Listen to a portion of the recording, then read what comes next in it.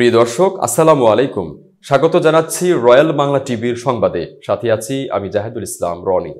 এখন দেখবেন নারায়ণগঞ্জ থেকে প্রতিনিধির পাঠানো ভিডিও চিত্রে রয়্যাল বাংলা টিভির সংবাদ।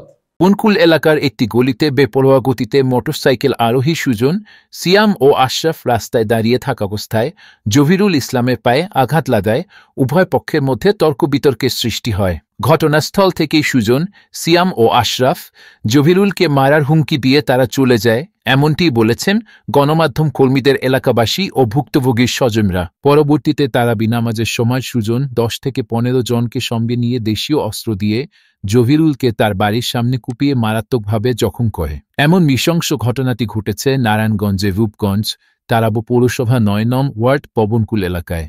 জানা যায় 4 মার্চ 2025 তারিখে সিয়াম, সুজন ও আশরাফ সহ আরও অনেকে এলাকার রাস্তা দিয়ে বেপরোয়া গতিতে মোটরসাইকেল চালানোর কারণে জহিরুল দুর্ঘটনা কবলিত হয়। ফলে জহিরুল তাদের সাথে বিষয়টি নিয়ে কথা বললে উক্ত মোটরসাইকেল আরোহীরা জহিরুলকে মেরে ফেলার হুমকি ধমকি দিয়ে তারা চলে যায়। পরবর্তীতে তারাবি নামাজের সময় উল্লেখিত ব্যক্তিরা ধারালো অস্ত্রশস্ত্র দিয়ে জহিরুলের বাড়ির সামনে চায়ের দোকানে মেরে ফেলার উদ্দেশ্যে তাকে উপর্যুপরি কোপানো শুরু করে। এক পর্যায়ে জহিরুলের ডাক চিৎকারে এলাকাবাসী চলে আসলে হামলাকারীরা দৌড়ে চলে যায়। এই বিষয়ে এলাকাবাসী বলেন, এই সকল সংঘবদ্ধ চক্রটি দীর্ঘদিন যাবৎ মাদক ব্যবসাসহ বিভিন্ন অপকর্মের সাথে জড়িত রয়েছেন। এরা এলাকায় ঘুরে ঘুরে বেপরোয়া গতিতে মোটরসাইকেল চালিয়ে মাদক বিক্রি করে থাকেন। তারা আরও বলেন, এলাকায় মাদক বিক্রি পরিচালনা করে আসছেন আনোয়ারুল ইসলামের ছেলে শহীদুল ইসলাম। ফলে এলাকায় এদের কারণে যুব সমাজ ধ্বংস হচ্ছে। এখানেই শেষ নয়, এরা দুর্ধর্ষ সন্ত্রাস ও ধর্ষণকারী। ইতিপূর্বেও শহীদুল ও সুজন এলাকার মহিউদ্দিনের মেয়েকে ধর্ষণ করে মেরে ফেলায় আসামি হয়েছে। প্রিয়াঙ্কার পিতা মহিউদ্দিন মারা যাওয়ার পর কোর্টে মোটা অঙ্কের টাকা দিয়ে মামলা হতে অব্যাহতি পেয়েছেন। এই সংঘবদ্ধ চক্রটি বিভিন্ন অপকর্মের কারণে এলাকাবাসী অতিষ্ঠ। তবে এ বিষয়ে শহীদুল ইসলাম তার বিরুদ্ধে অভিযোগ অস্বীকার করেন। এদিকে 9 নং ওয়ার্ডের যুবদলের সভাপতি রবিউল বলেন, আমি এলাকার শান্তি চাই এবং অপরাধী যেই হোক না কেন তাকে আইনের আওতায় আনতে হবে। এই বিষয়ে রূপগঞ্জ থানার অফিসার ইনচার্জ লিয়াকত আলী বলেন, ঘটনাস্থলে আমার পুলিশ গিয়েছিলেন, তবে ভুক্তভোগী থানায় এসে মামলা করলে আমি মামলা নেব। বিস্তারিত দেখুন রূপগঞ্জ থেকে প্রতিনিধির পাঠানো ভিডিও চিত্রে। সুজন আপনার মোটরসাইকেল দিয়ে আসতে লেছিল, অনেক স্পিডে মোটরসাইকেল চালায় আমার পায়ের উপরে তো নিয়ে গেছে মতো আপনার আমি ডাক দিই, ডাক দেওয়ার সাথে সাথে আবার ফুন্ডারেতে নাইমা আমার আপনার হুমকি দামকি দিয়ে চলে যায়। সে আবার আপনার রাত্রে 9টার দিকে আইসা আমার আবার ধারালো অস্ত্র নিয়ে অনেক লোকজন নিয়ে আপনার সুজন, সিয়াম আমার আপনার আইসে আপনার কোবায় টোবায় থিয়া চলে গেছে। কারা কারা ছিল? সুজন, আশরাফ, সিয়াম আর আরো অনেক সব আপনার ইয়ের লোক এগুলেন। যখন কুপিয়ে কোপানো শুরু করছে তখন এলাকাবাসী আসছিল? এলাকাবাসী আপনার অনেক পরে আসছে, কোবায় টোবায় আপনার যাওয়ার সময় 9টা বাজে এরা গেছে তারাবির নামাজ পড়তে গেছে সব তেড়ে। এরা দুইজন তিনজন ওই জায়গায় বসা, তো ওরা যে মিয়া দিয়ে আইছে, অটো দিয়ে আইছে, আমি দেখিনি। আমি ফির ওই সাইডে খারে কলা একজন চাইতেছে, কলা আমি ছিটতেছি। তারপর পিছনে আইসে ওরে কোপ দেওয়ার লগে লগে ঢুকছে ভিতরে জহরুলে চাইনিজ কুড়াল দিয়া। আর জহরুল কোপাইছে, জহরুল নাম হচ্ছে জহরুল, কোপাইছে জহরুল ডে, স্যান আর চাইনিজ কুড়াল। কাকে কপিয়েছে? জহরুল ডে। তারা আরো আগের তো গুন্ডা আবাস কে লাগা এদের এসএসসি পরীক্ষার ছাত্র নিয়ে প্রিয়াঙ্কার হত্যা দর্শন করে নিয়ে মাইরে আবার বেডিকে বাড়িলার ওই কবর করে থুয়ে দিচ্ছে। সুজন আশরাফুল বিগত কিছুদিন আগে 20 লাখ টাকা উকিলে কন্ট্যাক্ট করে জামিন লয়ে লাইছে, কিন্তু লগের আসামি জেলখানার আমাদের হচ্ছে মরতাছে। যখন ওই ঘটনা ঘটে তখন আমি এলাকায় ছিলাম না, আমি মুরাপাড়া গেছিলাম এক কাজে। মুরাপাড়া থেকে আইসা শুনি যে এলাকায় এরকম একটা ঘটনা হয়েছে, আমি এইটুকুই জানি। তারপর যারা মারছে হয়েছে সম্পর্কে আমাদের আত্মীয় স্বজন লাগে, তো মেডিকেল নিচ্ছে। আমি আবার গেছিলাম ঘটনা শুনে ওই জায়গায় ঘটনাস্থলে যা দিয়ে অনেক লোকজন। তারপর রাত্রে আমি আইসা শুয়ে রয়েছি। কিন্তু এলাকাবাসী বলে আপনি বিভিন্ন অপকর্মের সাথে জড়িত, যারা কুপিয়েছে তাদেরকে আপনি নেতৃত্ব দিচ্ছেন এবং সেই প্রিয়াঙ্কা মামলার আপনি আসামিও, আপনি সেই এখন পর্যন্ত সেই অপকর্ম অব্যাহত রেখেছেন। প্রিয়াঙ্কা মামলাটা আছে, এটা একটা মিথ্যা মামলা, আমার কাছে জড়িত করছিল। এই মিথ্যা মামলা থেকে আমি বেকসুর খালাস পাইছি। কতদিন আগে? 7-8 মাস হয় আমি বেকসুর খালাস পাইছি। এবং আপনি মাদকের ব্যবসাও করেন না? এই ধরনের যদি কোনো প্রমাণ দেখাইতে পারে আমি কাছে যে কোনো শাস্তি দিয়েছে মাথা হইতে নিব। দেখেন, আমি এই ওয়ার্ডের সভাপতি, আমার একটি নৈতিক দায়িত্ব। যদি আমার এই ওয়ার্ডে কোনো বিশৃঙ্খলা সৃষ্টি করে তাহলে এটা আমার প্রতিরোধ করতে হবে। যেহেতু সুজন, আশরাফুল, সিয়াম তারা মাদকের সাথে জড়িত, তারা মাদক বিক্রি করে। এখন ওই হিসাবে আমার কর্তব্য হিসাবে আমি পালন করতে গিয়ে যেমন আমি ওই জায়গায় সোচ্চার হয়েছি। পুলিশ প্রশাসনের কাছে আমি অবশ্যই এটা বিচারের আওতা আনতে হবে, যেহেতু তারা মাদক কারবারি, তারা আমাদের এই গ্রামের একটা দূষণ খারাপ চিহ্নিত হিসাবে আছে। যেহেতু এটা সমাজে চাই ভালো, আমিও সমাজের পক্ষে আছি, এই ব্যাপারে মানে আমরা বিচার চাই। আমার বাইরের উপরে মানে কি আসরক্ত মানে বাইক আছে না, বাইক উপরে তুলে দিছে পায়ের উপরে।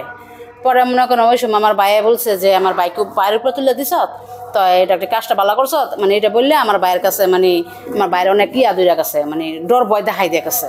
আমার বাইরে পাউডার ফুলে রয়েছে। পরে আমার ভাইয়া চাইছিল এসার নামাজ পড়তে যাইবা, দোকানে বসে রয়েছে। পরে দোকানে বসে রয়েছে, পরে আমার বাইরের পাউডার ব্যথা দেখে মানে নামাজের যায় নাই। পরে কে জানি বলতেছে যে একটা কাপ চা খাইতে। পরে চা খাওয়া মানে ওই সময় নামাজে যায় না, চাই খাইছে। পরে মানে 3টা অটো বইরা আইসা মানে আমার বাইরে যেন বইসে রয়েছে, মনে করেন এটা খেয়াল করছে, ফলো করে আমার বাইরে মনে করেন আক্রমণ করছে। ওই সময় দোকানের মধ্যে কোনো এমন তেমন মানুষ ছিল না, সব মানুষ নামাজের মধ্যে গেছে গা। তো আমার বাইরেটা বিচার চাই, কারণ কেলে আমার বাইরে মনে করেন একদম নিরীহ মানুষ। মারছে, কোবাকুবি করছে যে আমি ওই এলাকায় ডাক দেব না, আমার বাইরে সবাই আয়া ধরছে। ইয়ার পরে দেখিয়া আমার বাইরে সরাই লাইছে, আর এই সিয়াম মিয়াম আইয়া আমার বাইরে হামলা করছে। না, এই কালকে আসর নামাজের পরে নাকি একটু হুন্ডা নিয়ে এই নামাজ পড়া মসজিদে নামাজ পড়ে 5-6 জনে মনে করেন যে রাস্তাতে আইয়া এক জায়গায় দাঁড়াইছে। দাঁড়ানোর পরে যেই লোকটা যে সিয়াম আশরাফুল ওই এই ফুন্ডারে ছিল, এই আশরাফুলই ফুন্ডারে ছিল। আশরাফুলের আর সিয়াম আসতেছে ফুন্ডার দিয়ে, এটা আসর নামাজের টাইমে। এরপরে কিভাবে আসতেছে, আসার পরে যেমন জহরুল, আমার ছোট ভাই জহরুলকে যে যাকে কোবাইছে তার উপরে ফুন্ডার ফালাই দিছে। এই ফুন্ডার ফালানোর সূত্র নিয়া তারাবির টাইমে এলু পাতালি দোকানের ভিতরে তারে মনে করেন একদম মাইরা নিঃস্ব করার জন্য কোবাইয়া তারে মনে করেন 5-6টা কোপ দিছে। এখন 40 থেকে 50টা সিলি লাগছে। এখন সে হসপিটালে মৃত্যুর শয্যায় পাঞ্জা লড়ছে। অনেকে হুন্ডার নিয়ে যাইতে ছিল, যে যারা এই ঘটনাটা ঘটাইছে তারা যে এমনি মোবাইলে কথা বলতে বলতে হুন্ডার চালাতে চাইতেছিল। পরে যে হুন্ডার এক পর্যায়ে আসে হুন্ডার ঘুরুনটা পড়ে গিয়ে ওর পায়ের উপরে পড়ছে। পড়ার পরে আমরা আরো পাশে লোকজন ছিল যে তুই এইভাবে হুন্ডার চালাচ্ছকে, চালাম ওই ভাই এক কথা দুকে তর্ক হয়েছে। তর্ক হওয়ার পরে মনে করা চলে গেছে গা। চলে যাওয়ার পরে মনে করেন এরপরে মনে করেন যে এই সন্ধ্যার পরে যে ঘটনা ঘটছে রাতে প্রায় 9টার দিকে, ওইখানে ওই তার জানে না, তো ওরা নাকি ওই এখানে বসে চা খাইতেছে।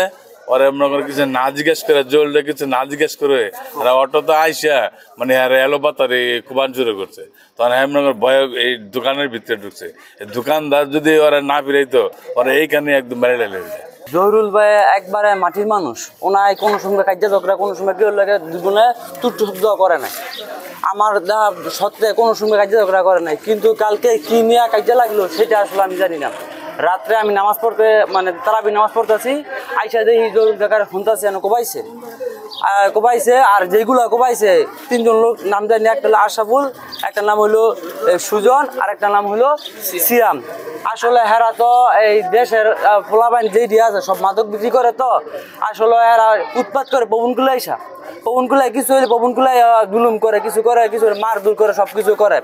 মানুষ কোনো সংখ্যা কাজের মধ্যে যায় না, ছেলেটা কি করতো জহুরুল? ছেলেটা ওই যে ইয়া হয়েছে ইয়া কাম করতো, ইটা বালুর কাম করে। আমার বলে বাবা, আমার বলে কিছু করে না, আমার বলে আসরক বেতা দিছে। আনা মনে করেন এই বেতা ভাইয়া মনে করেন ইফতারি মিফতারি কইরা আনাইয়া বইছে মতন মনে করেন সবাই মাঝে গেছে গা আমার বলে ধইরা কম করে তুই গেছে মাইরা লাইনে একবারে কত মারছে আমার বাচ্চা মারিস না তবে বলে মনে করেন আমার বলে নিরা বলা আমার বলে মানুষের বুকার ছাড়া বুকার করে না এই পর্যন্ত 3টা মাইয়া কত কান্দাকাটি করছে আমার বলে একটা খুব দিছু মনে করেন রয়েছে। বিকালে হুন্ডার অ্যাক্সিডেন্ট করে গেছে, অ্যাক্সিডেন্ট করে গিয়া সন্ধ্যার টাকান্দা আমার মোবাইলে ফোন দিছে। আশাবুল আর সুজনে ফোন দিয়ে কইতেছে কয় মনির দেহ ততঙ্গ বাড়ির নামাত অ্যাক্সিডেন্ট হয়েছে, পরে আইসে এদিকে ওই নাই জরুরি ঘরের ভিতরে গেছে গা। তো গেছে পরে সন্ধ্যার ফোন হয়ে আমার কইতেছে কয় আইয়া মাগরিবের পরে কমামু। পরে আমি কইতেছি কমাবি মানে তুই কি আর কমাবি, তুই এই দেশে মাদক বেচস, তুই মাদকের ডিলার। ইয়ার পরে আমরা গিয়া কাজে কামাই বই পড়ছি, এই এশারের দিক দিয়ে শুনি এনহারা বলে কোবাইতেছে। এইটা হইলো সুজন, আশাবুল, সিয়াম, ইয়ার পর হচ্ছে মঞ্জু, এই 4টার নাম জানি, 8টির নাম জানি না।